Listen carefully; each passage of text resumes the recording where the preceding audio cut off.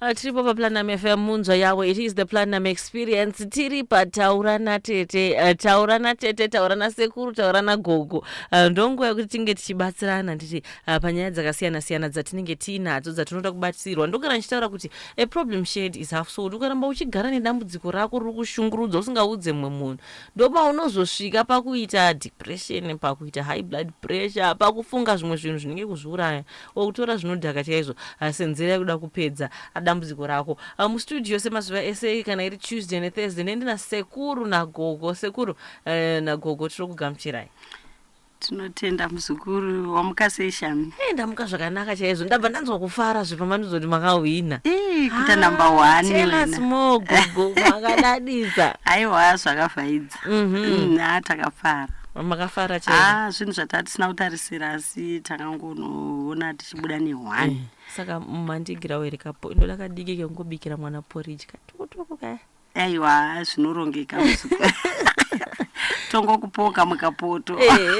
Handichora kadiki nokuti takawina 3 mapoto edu nedish nemaplate 6.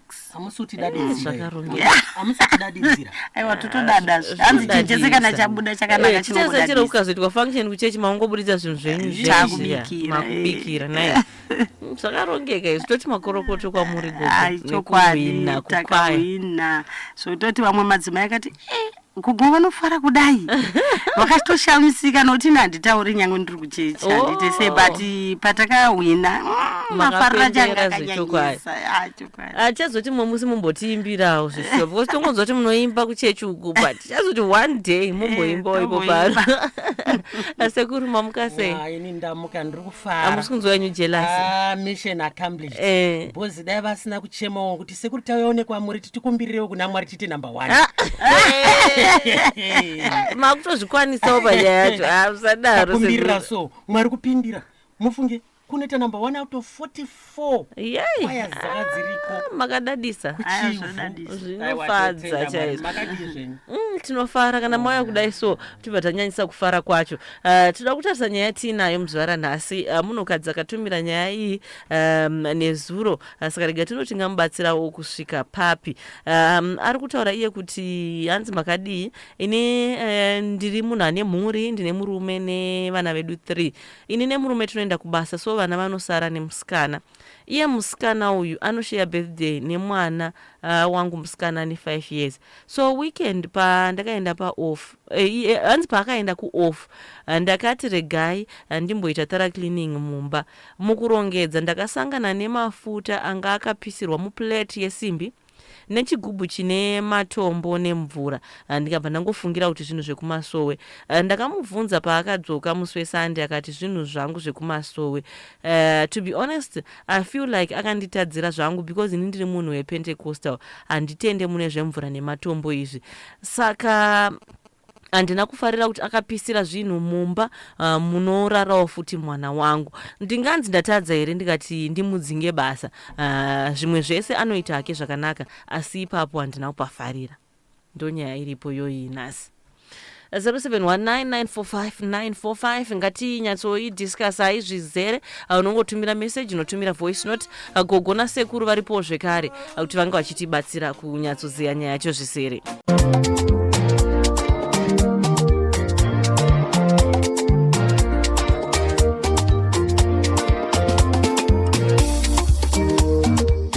Tirive TMC Motorspace, nyanzvi pakuziva mamotorspace akasimba. Tinowanika pa 15659 Rail Strip Cold Stream Chinoi along Chegutu Road. TMC Motorspace tinokuwanirai masuspension kit ball joints, emhando dzakasiyana-siyana dzemotikari. Tine mashocks, tie rod ends, stabilizer links, air filters, control arm, service kits nemamwe akawanda maoriginal motorspace nemitengo yakaderera. Kana uchida kuziva zvakawanda unotibata panhamba dzinoti 0774 484 058 kana panhamba dzinoti 0774 067 974 kana pa 0712 097 113. TMC Motorspace, tiri nyanzvi pamamotorspace muchinoi yese.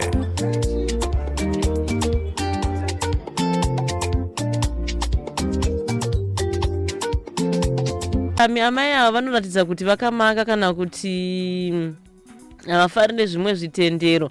Ngavasiyane nezvematombo izvo kunze kwekuti kana vaine tsananguro nazvo ndipo pavanomudzinga. Tinobatana alright, tinobata Mwari nenzira dzakasiyana. You are coming strength 5 loud and clear TG paunyani infills. And then mwautaura zvekare kuti mamuka sei tete. Madam boss ava ngavasatonge nedemo musikana webasa kana akapisira muteuro yake mundiro yavo hazvigone kuti adzingwe basa. Hazviite, chitendero chakasiyana haisi mhosva. Ndavarege musikana ashande. Ndini Sabhuku Baba Craig sending through that message. You also have voice notes coming. Timbonzwa kuti kuri kunzi kudiko panyaya iyo unogona kuisawo contribution yako pa 071945 right. Tete nyaya iyo iri very simple. Ndoda kubatsirawo ndichiti amai avo pavakabvunza maid wavo akataura kuti ndezvekumasowe zvinhu zvakatoitika kudhara, saka ipapo hatina kunzwa kuti vakamuregerera here kana kuti havana, kana kuti iye ari kuti akakumbirawo kuti ndakakanganisa here kana kuti hana. But papa achida kungoti vanzwe kuti vakamutsiura sekutsiura kwavakaita kuti havazvide, iye anozvigamuchira here.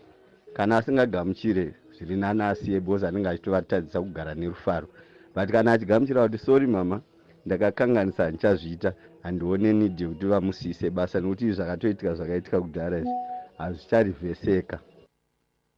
Ndi Uncle Tom Pamagunje. Good morning all in the studio. Mamiriro akaita nyaya iyi ndichiona zvangu inini, chekutanga ndechekuti varidzi vemba vangati hongu, vangati musikana akatadza zvaakaita, asi tichitarisa isusu kuti sezvo generali chingori minamato zvayo yashandiswa nemusikana, ndo maigara zvinhu zvake, ndo maitofanira kutoitira zvinhu zvake izvozvo zvese izvozvo izvo zvakanangana naiye. Ende vari kuratidza kuti vakatopruvha zveshuwa kuti minamato uye kumasowe kucheche kwaanoenda achiitawo zvaanoita, zvikuratidza kuti haisi mishonga yakaipa yakabatwa nemusikana uyu, uye hapana chipomegwa chimwe chakaipa kunze kwechiitiko ichochi ichi. Saka ndichitarisa inini zvangu, I don't think is worthy kuti musikana adzingwe basa. Inyaya yekuti munongomugadzika pasi motaura naye kuti aiwa ona zvawakaita izvi handina kuzvifarira, zvekufungaidza mafuta ako munomu nekuchengeta miteuro yako munomu handina kuzvifarira, handizvidi. Next time kana anozoziva kuti kana apiwa minamati yake anoiitira kupi, maybe anogona kuzoishandisawo somewhere kana outside, sezvo pamba mumba maanogara musingabvumidzwe nemuridzi wemba vanova bhosi vake. Sai ndo chete maonero andiri kuzviita, kungotaura naye, kwete zvekuti asvike pakudzingwa basa nechiitiko chakadai. So no, tidaro ndirini handioni zvine kodzero yekuti abve pabasa rake. Munhu akanga asingatoziviwo akaita zvinhu achiti ndo murumu mangu, kwete kuti dai akaitira mudining kana mubedroom menyu, asi murumu make obviously ndo maifanira kutogara kana munamato yacho. Saka ndiri kuona zvangu ini pachingoda kungotaurirana nekutsiura, then next time obva aziva, sezvo mataura kuti zvimwe zvese munhu akanaka chaizvo anoziva basa rake anoita zvinhu nemazvo, ipapa ndo pangangoti paita dambudziko. Saka kungotaurirana ndo kwakanaka, upenyu huendera mberi murudo. Ndini Thomas Macheta pakare pano. Share your stories and we come up with the solution. Taurana Tete pa Platinum FM. Maita akumurisei parisei zvavo paganiyo. Thank you so much nekuti pa contribution yenyu. Ndanzwa zvakare Thomas Mateta as well as Uncle Tom. You can also send your contribution unotumira voice note or message pa 0719 945 945. Tapson Kamanga hanzi ndiripo pazvimba mandigonera pamaridza madzibaba avo. Ndifunga pamba chiro wasungura zvekudaro. Tienda mberi nenyaya yedu gogo, ndomboya kwamuriwo kuti nyaya mainzwa ingagadziriswa sei. Ni nyaya iyi ndeyekuti musikana ngaakumbire ruregero kuna mai avo, nokuda kwokuti shuwa pamba pemunhu hapaitwe izvozvo. Kana wauya pamba pevanhu ita zviri pamba ipapo, nokuti uripo chaunoramba iwewe zvavanenge vakubatisawo zvakaipawo iwe unoramba. Asi kana pasina iwe uchingozvinamatira usina zvaunoitawo pamba pevanhu, handingamwe ungosasa mvura mudzimba dzevanhu, auziviwo kuti zvakamira sei. Iwe ungochengetwa naMwari sezvazviri. Mumba imomo muri kunzi vari kurara nevana vamai ava. Handiti ivo vari kupfungaidzira. Inini ndine machengetero andinoita mhuri yangu. Handitende kusimba iroro. Saka inini vana ivavo vozowanikwa zvekare vari kupfungaidzirwa zvinhu zvandisingazivi. Handienda kutotambura semubereki wevana vangu. Hatisi kupa amai ava mhosva yekuti vanzi vada kusisa munhu basa. Asi kuti kutoti tivanyengetedze kuti aiwa chiregai kumuburitsa musikana. Asi kuti musikana chimudzidzisai kuti pana hatidaro. Ndo zvinenge zviripo. Ngava chimudzidzisa musikana kuti isusu pana hatitese hatidaro. Iwo kana uchida kuita izvi unonoita uri kwako kumusha kwako. Kwete panopamba. Asi gogo munhu anonzwa here zvekuti angatonzi tamudzoti ngasadaro charegera. Kaunzi mangwana kuna unzonzi usadaro. Mangwana tozoonazve pawanikwa zvimwe. Ndo zvatiri kureva kuti kufamba kwenguva manje tikaona kuti musikana yarambira pazvinhu zvake ndopakumutaiwa musikana pana hatichafambidzana nokuti nzira dzako nedzangu dzakaita sei dzakasiyana. Saka iwo une dzako nzira indine dzangu nzira. Saka nzira dzako nedzangu zvaramba kuti zvibatane. Saka iwo zviri nani uchifamba nokuti tichazokanganisana mangwana. Handizivi zvauri kuzviitira. Handimazvona. Saka kana mwana watsvaga basa ingomira sezvazviri unochengetwa naMwari.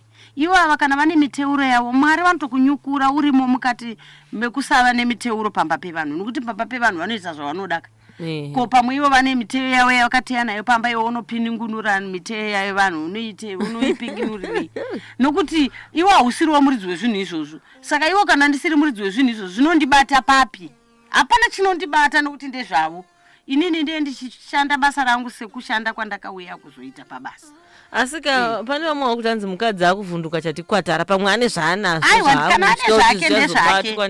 Ndo zvatikura kuti kana ane zvake ndezvake. Ko maenderei kuno zvikoromora. Iwo kwaya kuzosuka ndiro ndokugadzira mumba. Ko ndawire kuzotsvaga zvinhu zvevanhu pamba pavo. Ndawire kuzotsvaga ndakaenga basa. Saka regai ndishande basa sezvazviri. Kwete kushanda vanhu. Kushanda vanhu. Aiwa ndauya zoshanda vanhu. Smile yasekuruka iyi pane mashoko makuru kuti chaiwa. Ndotaura here. Taurai zvenyu takupai mukana. Taurai zvenyu. Asi gogo ataura zvese zvinondichataurei naye vanenge vapedza zvazviri munjere dzangu. But regai nditaure nchiti. Munhu wese ane freedom of worship. Unoshipa zvegure here, zvechechi salvation here. Sorry ndangomentionawo zviviri. Zvinowoshipwa zvinonamatwa zvakawanda. Makereke akawanda. Ende nyika yedu ino inotendera freedom of worship kuratidza kuti yakasununguka. But unoitira kupi worship yako? Kana uchipinda iyoyoyo unonoitira ikokoko. Kana uchinopinda iyoyoyo kwamunosangana munhu kuziva. Asi todzoka zvakare toti kungave kuma-convents, kungave kuma-colleges chaiko kwakati kunotraina ma-teachers kana manesi kana kupi. Umwe nomwe mudhomu maanenge ari anenge ane secret prayer dzake. Ende dzinoenda nevanhu vakasiyana-siyana zvakasiyana-siyana. Umwe nomwe ane kubata kwake neminamato yake. Kudayirwa kwake naMwari wake ndezvimwewo izvo. Imi munoziva ndokurangarira ndichienda kucollege Shami. Ndakapiwa pane zvandakapiwa nababa zvimakobiri zvimari zvakudhara zvezvi. Anzi pawakwira bhazi rauri kukwira iri paunonoyambuka Munyati mazirwizi makuru ndichienda Bulawayo. Anzi kanda chimwe chimari pabridge ringe riripo zviende mvura. Kwaive kutenda kwaive kwenguva iyoyo. Saka ndikutaura kuti maunamatiro edu mapiriro edu akasiyana-siyana. Asi sokutaura kwaita ogogo handigoni kuti ndingozviita mumba memunhu. Asi ndiri kutiwo zvakare ngaamupe umwe mukana uyoyo muloja wake agogara pasi naye amupe mutemo wepamba pake. Kana amupa mukana kana azopamhidza uipi aiwaka ndopanonzi aiwa shamwari simudzira uiendika unenge watadza kunzwisisa. Shuwa hazvingaitwe paguta remuridzi zvekuteura mamwe mateuriro. Munoziva mhiko dzevamwe veduka dzine hondo nevamwe. Ini ndakanzwa inini hangu ndakanzwa neveukama vamwe vandoziva vandakazoti iwe zvauri unamata hazvisi baba vangu hazvisiri izvo. hanzi ndiri kurota ndichitaura apa mumwe mukamunhu kachitaura pasati kachiturikira kai kanhu kari kuturikira zvinhu pfungwa dzenyu dzamuri kuita izvozvo. Baba vangu vakazoti mwanangu ndakarasika, mwanangu pandakanopuhwa zvitombo ndakanokanda kunchinzi muvengi wako anozviona, muvengi akabva afa, vakanda zvitomboko kune rimwe direction, kune rimwe diviro nerimwe diviro, wafa. Ndo zvinoda Mwari here? Kuchiri kunamata pachikristu here ikoko? Zvanzi futi nemumwe muteuro vakataura, hanzi ndainzi monyorora chiko chidanda chichimonyorora, hanzi pandiri kumonyorora mumwe munhu ari kutotambura kurwara kwaari uroika. Sekuru yamakuda kutanga taka irodedze. Asi baba vangu ivo vandiri kutaura vakazvisiya. Then ndiri kuti maarguments edu iwaya they should be based on facts nereference yeBible. Ndiri kukanganwa chapter ndakaverenga muBible, handizivi kuti munaniko, ndiIsaya here, ndianiko. Jehovha vachitaura kuti ndinovenga munhu anoenda pasi pegungwa kunotora tutombo twaanoburitsa agotuita tunhana Mwari tokuti vanhu vakashandisa vakageza tutombo itoto. Kana kwanga kune vavengi vemunhu ivo, vanhu ivo vanodonha, vanoparara, vanofa. Ndizvo zvinoda Jehovha ari kutaura kuti ndinovenga vanhu vanoita izvo. Sekuru regani mandakubata ipapo. Makutanga yakutoda vacho vematombo vakagara apa. Mbobva matimi muri apa. Kopa kwati vechive varipo because inopisa. Ngatingobatsira mai ava zvanhasi nekuti makutanga izva. Zvinoavoidika kuti makutanga inopisa. Ikataurwa nyaya yekuti mbiya mumba mevaridzi pisira mumba memuridzi. Muridzi uyu ari kuziva bhesi randataura. Saka hazvide izvo. Mwari vari against vanoita izvozvo. Saka nhasi munhu ane nzeve dzekunzwa kana shoko charo rinotaura kuti ane nzeve dzekunzwa ngaanzwe kukereke kunotaura mweya. Izvozvo zvandiri kutaura pano mungati ndini ndega. Sekuru Mupambi ari kutaura panyama. Pane mweya uripo. Alright, munotanga kuprofita pana. Ndinokuita ipakodza. Rega timozoti Thomas Mateta ari kuti kudikwa. Gogo, nyaya muri kutaura zviri kunzwika izvozvo, asi nyaya iyi yakangofanana nemunhu ari kuroja, anenge achiroja pane imba, pamuridzi wemba. Haaiti here zvinhu zvaanoda kuita murumu make mumba imomo. Saka musikana anitori nekodzero yekuita izvozvo, nokuti ndo zvaanotenda nazvo. Kupfungaidza uku hakusi kwekunzi akaonekwa achipfungaidzira vana ava. Iye anotoziva mashandisirwo anoita munamato yake. Hongu kuchengetwa angachengetwe naMwari, asi iye nekutenda kwake. Ende zvinhu izvi tinozviziva tose, tinotozviitawo isu. Minamato chete, hapana chakaipapo. Zvokuti anganzi hafaniri kuitira ipapo, nokuti zvakangofanana nekuti munhu uri kuroja. Kwaunenge uchiroja ipapo, murumu maunenge uchiroja, ndo maunotoitira zvose izvozvo. Saka tikadaro ndo nangu tatadza. Ndini Thomas Mateta. Ndaona gogo achidzungudza musoro. Mateta pakaipa muzukuru.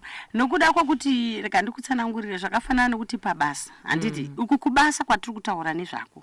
Handiti pamba pemunhu uye pabasa. Zvakafanana nekuti iwe uri paindastry. Unoonekwa iwe wakunopfungaidzira uri paindastry pauri kushanda. Zvakangofanana muzukuru. Basa ibasa. Iwe wakainga basa, ita zvebasa. Kupuwa room yekugara zvina kunzi iwe uchiita zvaunoda muroom imomo. Aiwa, imba yevanhu. Saka zvairi imba yevanhu, iwewe kanaone kupfungaidzirwa kwauroda, enda unokumbira kana pana sisi wako panext kana kuti mumwe munhu ndinowo kushandawo neminamato yangu. Woshandisirwa iwe pamiri wako, ko pamba pevanhu waitire. Handimanzwa kuti vataura kuti mumba imomo munorara vana vangu. Kuratidza kuti vatobata zvimwe zvinhu kuti nevana vangu vatopindwawo pamunamato iwoyo waari kuita. Saka inini vakutondikanganisira vana vangu. Handimazvona. Saka hatidi kuti tigare tichitya. Ngatiti situation yekuti pamwe kwaprofitwa kumasowe kwaudzwa kunzi chiri kukutadzisa kurara mumba mune mhepo dzirimo. Saka enda unopfungaidza kuti mhepo dzita sei dzitize ukwanise kuwana hope. Saka anofanira kutozviitira murumu imomo. Ngatidzoke tizvitaura. Aiwa zviriko muzukuru. Hanzi nagogo yawasiya wavhura ihombe shami. Tete ndiPrince Mutown haisi mhosva, ngavamuudze pekuzviitira kwete kumudzinga munamatiro wakasiyana. Zvikanzi chero muine vana handiti ndo vakuvhunduka chatikwatara, hazvinei nevana izvi nekuti hazvisi zvavo, asi dai vakawana evidence yekuti pamusha apa pane zvakaipa zvaakuitika zvaakukonzegwa neminamato yemusikana uyu, ndopataiti kwete zvakaipa zvakaitika, kwete in this situation. Gogo, rega tinzwawo zvekare kuti vatumira voice note ndiani uye kuti vari kuti kudii. Nyaya yemunamato iyi inonetsa nokuti musikana uyu hatizive kuti paakabva kumasowe kwake akanzi munamato anoitira yakanga iri yei yake here kana kuti yakanga iri yepamba ipapo. Saka amai vari right kuti havasi kuda kuti mumba mavo muitwe munamato, vari right amai ivavo. Alright, thank you so much. Munozotaura zita but it's still fine. Kana uchinge uri pamba pemunhu uri mushandi hazvitoiti, nekuti kutenda kwedu kwakasiyana. Pamwe pacho unondisiyira zvakaipa kuburikidza neyaunoti munamato. NN ari pakaroi. Gogo enderai mberi, ndakazombokukatai ipapo takunoridza song. Pandati dzimwe nguva mhepo yacho iri kunzi iri kukutadzisa kurara, pisira mumba maunorara imomo. Zvekuti chero akanopisira kumba kwawo paenda paoff, paanodzoka pabasa anodzoka achisangana futi nazvo. Ndopakutaurira kavaridzi vemba kuti ndine minamato yangu yakadai yakadai, saka zvinogona here kuti ndishandisewo pano pamba penyu. Anogona kutenderwa kana kurambidzwa kuti kana yaiyi hatikundi hatiite. Saka iye zviri kwaari kuti achibuda basa pamba ipapo, nokuti iye anenge asiri kukwanisa kuti akunde nepamba ipapo. Saka toda kuti iye ega pachake iye abude basa, kwete kuti ivo amai ava vamuburitse basa nenzira iyoyo. Ngavangomudurira kuti pano pamba hatishande neizvozvo. Asi hatigoni kumupawo credit here nekuti atobvuma paabvunzwa ataura chokwadi kuti aiwa aikona kuzviramba, handizvizivi achikana mamwe excuse. Kana tataura tikuedza kutaura kuti mai ava ngavachimunzwisisa semunhu akaita nokusaziva. Saka vochimuudza kuti panapa apa hatibati zvinhu zvakafanana neizvozvo hatiiti. Sezvataurwa nemumwe handimanzwa mumwe pamwe musikana yari kutoita muteuro inogona kusiyira namai ava mhepo pamusha. Handimazvona zvakafanana nemuroora aroorwa pamusha. Handiti vanosvika musha muime vari kushanda nemiti iye kwavakabva achinamata. Muroora uyo unopinzwa futi mumatambudziko ekunzi shandai nemiti itaiso. Munhu hamanikidzirwi kuita chinhu chaasingakunde kuita. Imbomusiyai munhu ane kuchengetwa kwaanoita kwaanoziva kuti Mwari anogona kungomuchengeta nenzira iyoyo. Ndipo pamunozoona vanhu varoora, vamwe vakurwara, mumwe akutambudzika nokuda kwokuti vamwe vanenge vasiri pakushanda nemiteuro yavanenge vachishanda naye ivo. Ivo yakabatira kusimba ravo, kusimba reuye haigona kubatira. Saka mumwe nemumwe ane kuteura kwaanoita paupenyu hwake. Saka tidi kuti timanikidzire pane chinhu chisingaiti. Alright Gogo, maita basa nemhinduro yenyu. Ndimobva matipa mashoko ekupedzisira, ndikuona tasarwa ne1 minute chaiyo tinge tienda panews. Mashoko yenyu ekupedzisira panyaya iyoyi. Aiwa, inini mashoko angu ekupedzisira ndeyekuti ivo vanopa muteuro, paunenge uchipiwa muteuro paipai, taura uchiti inini pandinogara pamba pevanhu zvinoitawo here, nokuti ndinotya kuti vanhu vepamba ipapo vanogona kunge vasingazvifarira. Hapana here minzi dzimwe dzamungandipe nadzo muteuro, nokuti Mwari anotaurawo navo. Ko pakutaura ipapo iye akachitaura nedenga sekutaura kwaanenge achiita ari mukundi, wobva watoonawo situation yacho kuti pamba ipapo ava havatendere izvozvo. Saka iwe chishandisa wakadai muteuro tinofanira kuitaura kungave kune vaprofita vanenge vataura kutaura navo, nokuti Mwari anotaurawo naye. Saka wobva wapiwa yakarerukira upenyu hwako. Totenda Gogo nemhinduro yenyu. Sekuru, ndine 30 seconds dzekuti munge muchipendera nyaya iyoyi. Ariko maloja atinoziva akabviswa padzimba dzavailoja nokuda kwemiteuro yakasiyana yakaita sei inonyangadza. Mumwe muloja anenge ane miteuro yekuti ndikaita kana 7 months ndisingabhadhari rent, landlord haana zvaanondiita. Miteuro yavanisa pamba pako kuti iwo uite murombo, unopedzisira waita murombo. Then mumwanisa miteuro yekuti ava vari kuita take over imba. Handisi kureva nhema, tiri kuvaziva zvinhu zviri kutoitika. Then kutaura kwaita Gogo kumbira landlord kana une dambudziko nemiteuro yaunenge unayo, muona kuti munokompromisa here, zvingadyidzana here, zvinopindana here. Makereke mazhinji avo kondiso dzavo dzinoenderana but dzimwe idzi dzataurwa nhasi idzi akwete panenge pasina kuenderana. Tinotenda zvakanyanyisa sekuru nagogo nekuuya mustudio. Ndangoti mupe nhamba very quickly. 0783 24 24 93 0783 24 24 93. All right, thank you so much.